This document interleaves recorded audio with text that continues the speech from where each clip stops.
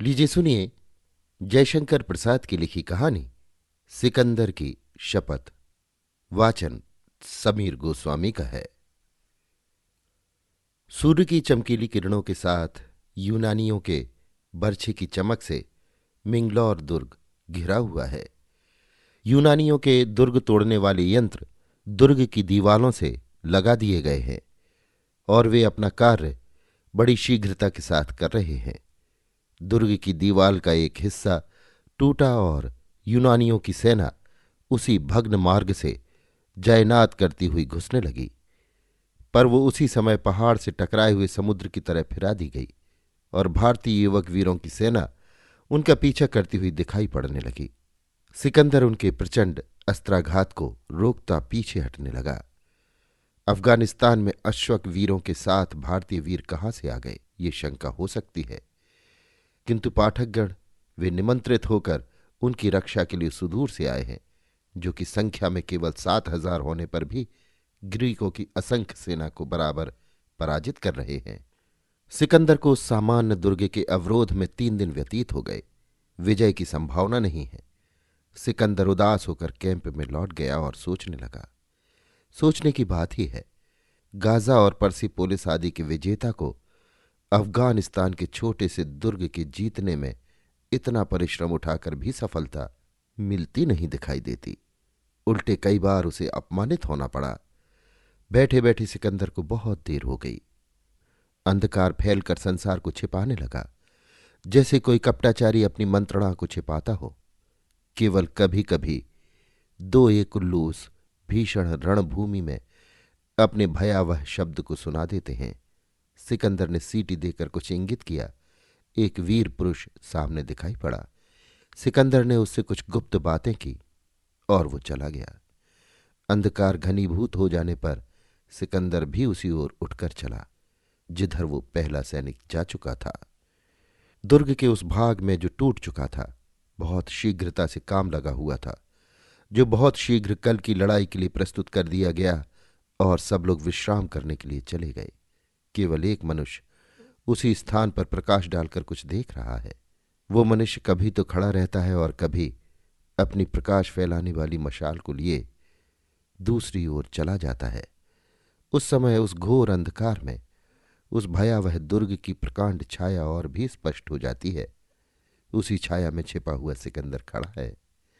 उसके हाथ में धनुष और बाण है। उसके सब अस्त्र उसके पास हैं।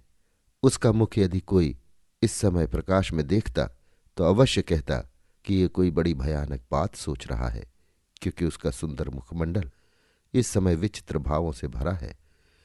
अकस्मात उसके मुख से एक प्रसन्नता का चीत्कार निकल पड़ा, जिसे उसने बहुत व्यग्र होकर छिपाया।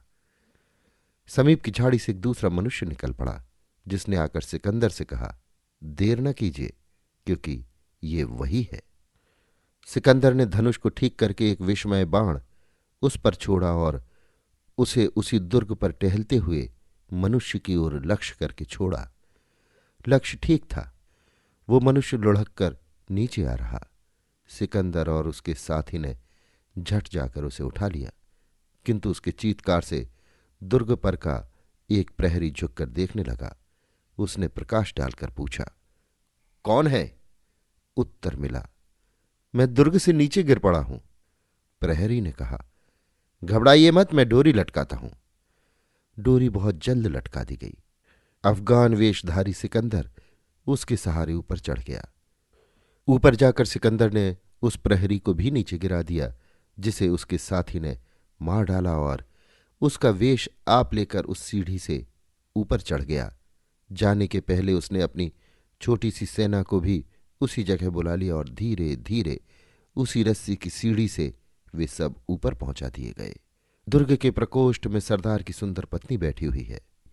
मदरा विलोल दृष्टि से कभी दर्पण में अपना सुंदर मुख और कभी अपने नवीन नील वसन को देख रही है। उसका मुख लालसा की मदरा से चमक चमक कर उसकी ही आंखों में चकाचौंध पैदा कर रहा है। अकस्मात प्यारे सरदार कहकर वो चौंक पड़ी, पर उसकी प्रसन्नता उसी क्षण बदल गई जब उसने सरदार के वेश में दूसरे को देखा। सिकंदर का मानुषिक सौंदर्य कुछ कम नहीं था। अबला हृदय को और भी दुर्बल बना देने के लिए वो पर्याप्त था।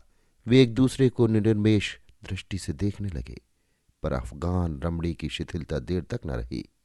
उसने हृदय के सारे बल को एकत्र करके पूछा, तुम कौन हो? उत्तर मिला, शहंशाह सिकंदर। रमणी ने पूछा, ये वस्त्र किस तरह मिला?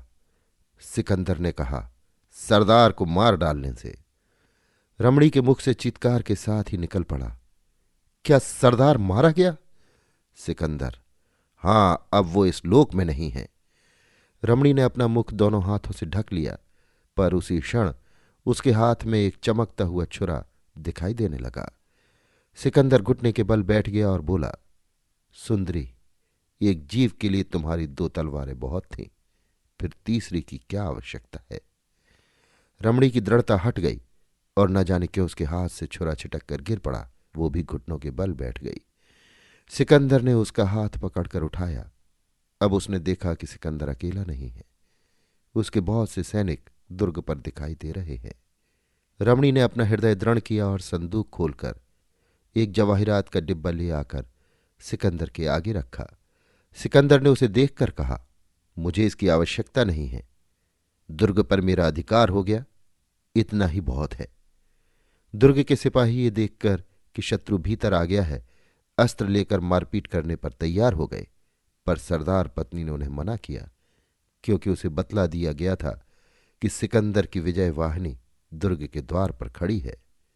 सिकंदर ने कहा, तुम घबराओ मत, जिस तरह से तुम्हारी इच्छा होगी उसी प्रकार संधि के सारे नियम बनाए जाएंगे।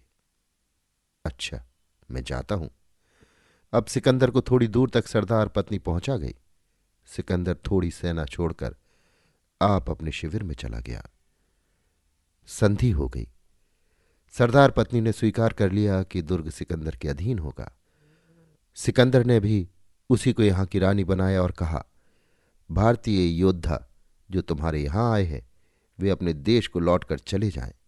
मैं उनके जाने में किसी प्रकार की बाधा न डालूंगा। सब बातें शपथपूर्वक स्वीकार कर ली गईं। राजपूत वीर अपने परिवार के साथ उस दुर्ग से निकल पड़े, स्वदेश की ओर चलने के लिए तैयार हुए। दुर्ग के समीप ही एक पहाड़ी पर उन्होंने अपना डेरा जमाया और भोजन करने का प्रबंध करने लगे।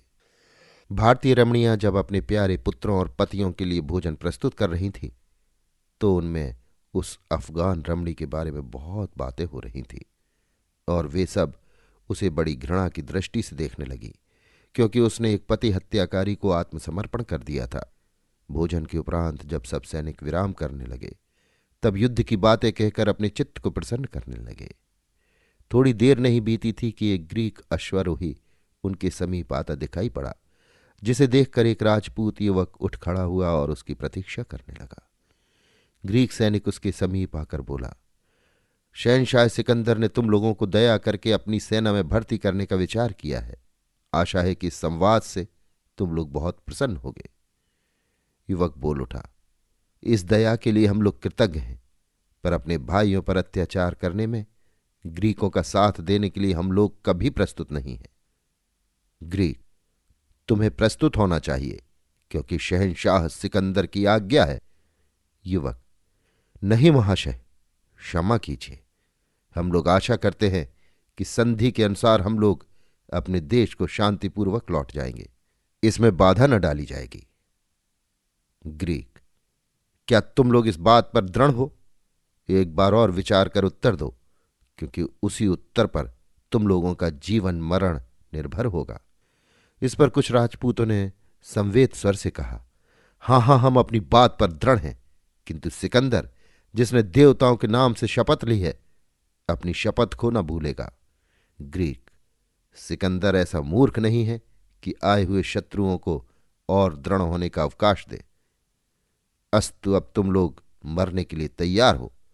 इतना कहकर वो ग्रीक अपने घोड़े को घुमाकर सीटी बजाने लगा, जिसे सुनकर अगणित ग्रीक सेना उन थोड़े से हिंदुओं पर टूट पड़ी। इतिहास इस बात का साक्षी है कि उन्होंने प्राण प्रण से युद्ध किया और जब तक कि उनमें एक भी बचा बराबर लड़ता गया। क्यों ना हो, जब उनकी प्यारी स्त्रियां उन्हें अस्त्रहीन देखकर तलवार देती थी और हंसती हुई अपने प्यारे पतियों की युद्ध क्रिया देखती थी। रणचंडियां भी अकर्मण्य न रही, जीवन देकर अपना धर्म रखा। ग्रीकों की तलवारों ने उनके बच्चों को भी रोने न दिया, क्योंकि पिशाच सैनिकों के हाथ सभी मारे गए। अज्ञात स्थान में निराश्रय होकर उन सब वीरों ने प्राण दिए। भारतीय लोग उनका नाम भी नहीं जानते। अभी आप सुन रहे थे जयशंकर प्रसाद की लिखी कहानी सिकंदर की शपथ। वाचन समीर गोस्वामी का था।